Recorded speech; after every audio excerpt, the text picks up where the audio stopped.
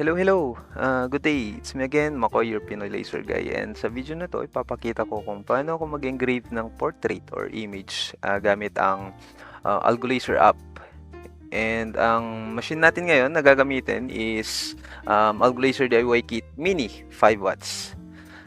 Before natin pagpatuloy yung video, comment nyo naman sa baba kung gumagamit kayo ng Algo Laser app or kahit anong software para i-control yung machine nyo, para paganahin yung machine nyo like Lightburn, Laser GRBL, nabubulol na naman tayo, Laser GRBL.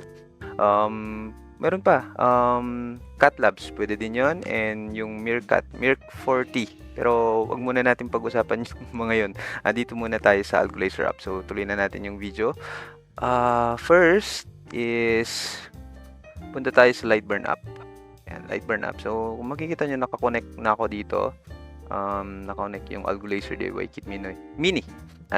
Disconnect ko muna siya para makita nyo kung paano ako nag-establish, gumagawa ng connection between the app and yung machine natin. So click natin tong device not connected.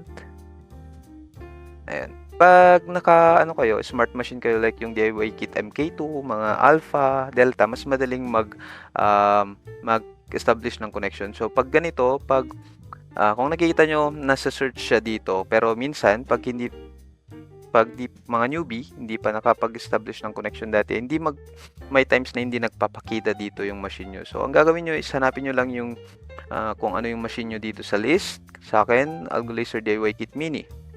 Tapos, be sure pala, pag magko-connect kayo sa app is, ang gamit yung frequency band ng Wi-Fi nyo is 2.4 instead of 5G kasi hindi po siya magko-connect pag naka 5G.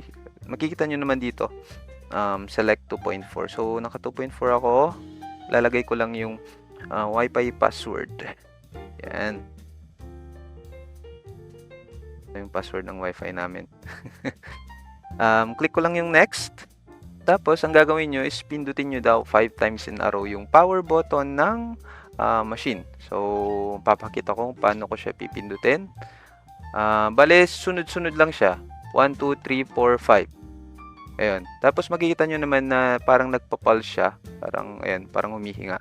Okay na siya pag ganyan. Green light is blinking. Next step. Ayan. Antayin nyo lang, medyo mabagal mag-connect sa akin kasi, ayun, madali. Madali pala. Ayan. Nasaan ko mabagal kasi nakakonect din ako sa A-Power Mirror. Ayan, connected na siya. So, titry kong i-home yung machine. Ayan. Control. Then, click ko yung home tapos, ayan. Ayan, nag-home siya. So, it means, okay na yung connection ng machine and itong app. Next is, ano nga bang gagawin natin? Portrait engraving. Edit muna natin yung image. Ang gagamitin kong editor is yung stock editor lang ng phone ko. Naka-Samsung pala ako, lumang Samsung phone. So, dito, revert ko muna para makita nyo kung paano ko siya ina-edit. Kung gusto nyo mag-edit sa Canva, Photoshop, or kahit anong editing software, pwede po. So, ikakrop ko siya para maliit lang. Ito yung image na pinost ko dati. Picture ng anak ko. So, ang gagawin ko is, sasagad ko lang yung sharpness. Yun lang. Yung ano ko. Pwede nyong galawin pa yung ibang elements yan, pero sa akin, di ako marunong masyado sa editing. Kaya, ayan. Gagawin ko lang siyang black and white or grayscale. Kahit ano dyan. Kahit di nyo nagawing black and white. Kaya nang bahala, mag-experiment kayo. Pero papakita ko lang yung ginagawa ko. Hindi ko na sinasabing ito yung tama. Maaring may mas tama pa. Pero ito yung ginagawa ko. And nakaka-achieve naman ako ng medyo magandang output. So, ang nakalapag pala na ano ko dito, material ko is basswood. Click natin yung album, hanapin lang natin yung inedit natin. Dito siya. Yan. Tapos next, wait. Sir, ba't ka pa nag-edit ng sharpness dun? Meron namang sharpness dito sa app. Honestly, trinay ko yan. Yung mag-edit ng sharpness dito compared sa pag-edit ng sharpness dun sa stock editor ng phone. Ito siya. Ito yung inedit ko yung sharpness sa phone editor, and ito siya sa Lightburn app. Medyo washed out siya compared sa phone editor, kaya hindi ko na tinuloy. Ayan, di ba? Pero nasa sa inyo kung gusto nyong subukan. Okay naman. Bahala na kayo sa buhay nyo. Click next. Pag na-import nyo na, ito pala, kung makikita nyo yung parang red sa gilid niya, yan po yung parang overscanning sa Lightburn. Anong silbi ng overscanning? Pine-prevent po niya para magkaroon ng overburning sa edges ng ina-engrave nyo. Paano siya i-enable? Pag hindi siya naka-enable dito, punta lang kayo dito sa parang tao dito. Ayan, andito siya. Settings, then engraving interface, optimize carving edges. Ito po siya. So, ang naka-default is 5mm, 2.5 yung default sa Lightburn. Pero okay lang yan. Next naman is, kung makikita nyo, wait, ito muna. Sir, ba't parang iba yung user UI ng ano nyo, ng Algo app nyo? So, ito, baka kasi naka-simple kayo. Ito kasi naka-pro mode na ito. So, paano nga ba gawing pro mode? Balik tayo doon sa parang human shape doon. Then, itong operating mode. Ayan, naka-pro ako. Ayan, yan lang. Then, tuloy na natin. Mag-engrave na tayo. Saan na yun? Ayan. Next. Resize ko lang siya, bale 35. Kahit ano naman size yung ano nyo, depende sa pinapagawa ng client nyo or yung preference nyo. 35.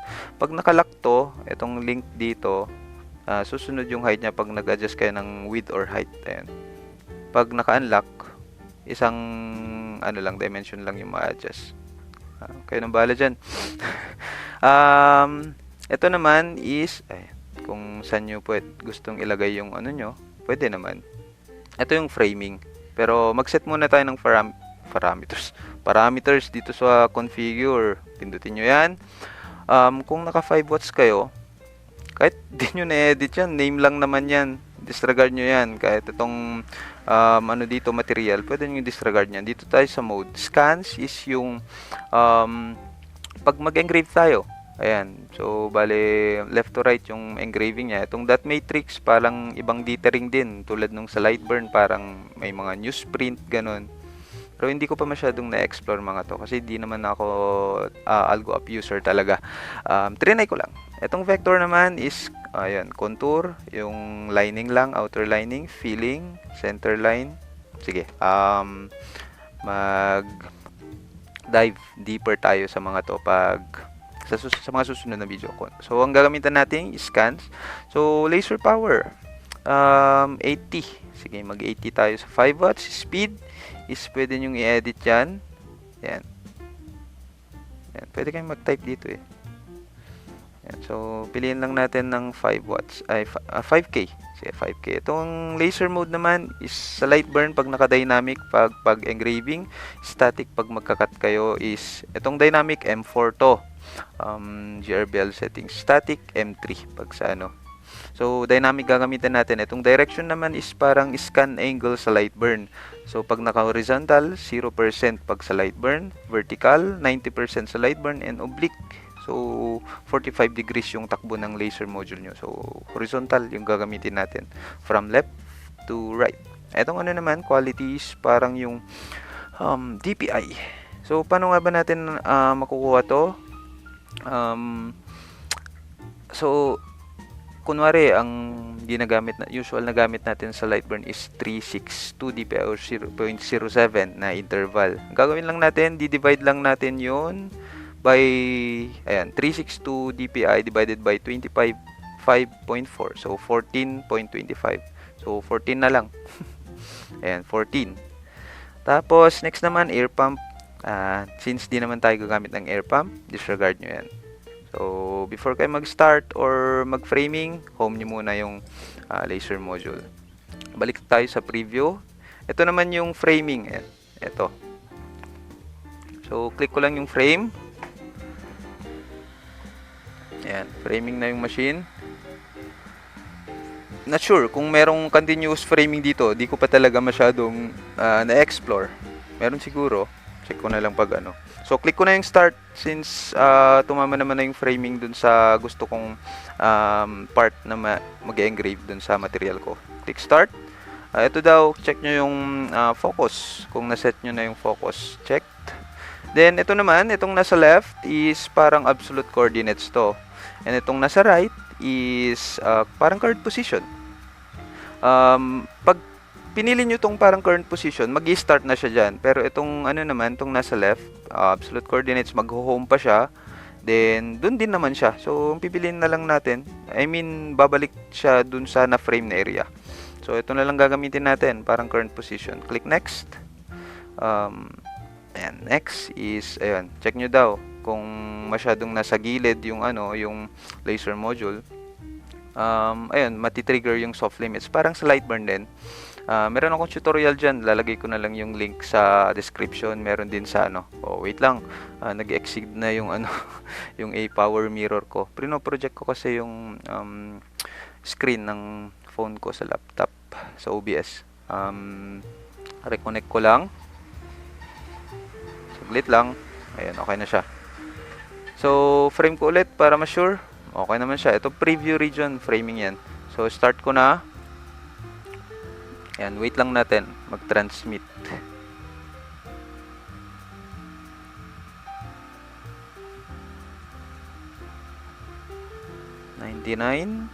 Ayan. Then, pag start nyo na, pag i-run nyo na, click nyo lang yung run. Ayan, click ko lang yung run. Confirm to start engraving. Attention, it is dangerous. Oo nga naman, dangerous. Click confirm. Ayan, nag-start na siya. Pakita ko sa inyo. Ayan, engraving na siya. Ayan. Ano ba? Wait ko ba hanggang matapos? Hawakan ko yung phone. Fast forward ko na lang siguro. Or ayan, ganyan lang siya.